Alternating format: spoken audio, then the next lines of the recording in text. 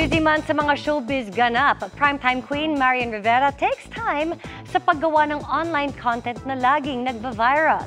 May kasunod na kaya siyang pa-challenge si Marian? Makichika kay Nelson Canlas.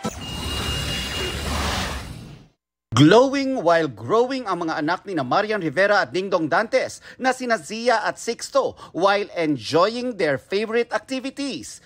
Fun and memorable daw ang childhood ni Marian at Dingdong at gusto nilang ma-experience din yan ng mga anak.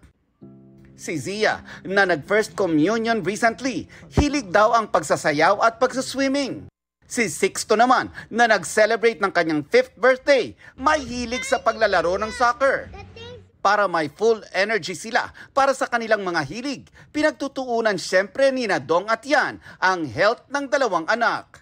Mahalaga din sa amin siguro yung paano sila pakainin ng tama at sapat. Kailangan talaga may vitamins na kasama yan. Nung bata kasi ako, sagana talaga ako sa masustansyang pagkain sa lola ko. At si Dong din, nung bata siya, ganun din pala sila.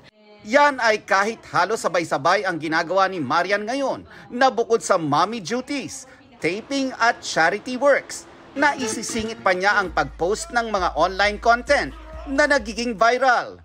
Di ko rin alam paano ko nakakaya, pero sabi ko siguro maganda siguro yung time management na alam mo yung oras mo. Like ngayon, after this event, diretso ko sa school ng anak ko kasi may recital siya. Gaya nitong Marimar Transformation Challenge na bukod sa content creator na si Zainab Harake, pati ang co-star ni Marian sa My Guardian Alien na si Christian Antolin ay kumasa na rin. Nakakatuwa na ginagaya nila yung Marimar. So yun naman talaga yung parang kayo naman ang susunod. Nakakatuwa kasi talagang career sila. Nasa isla, may fulgoso, naka-shell, may dress na floral. Nag-post pa recently si Marian na nagpa-practice ng sayaw habang naka-break sa taping. Tanong ng netizens, may next na kayang pa-challenge si Marian? What's next?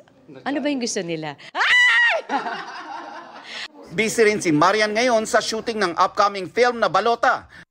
Pati sa taping ng My Guardian Alien, napupunta na raw sa exciting part. Ngayong gabi, mahahanap ba ni Carlos ang nawawalang si Grace habang tutok si Seth na nakakuha ng impormasyon sa kanyang mga magulang mula kay Grace?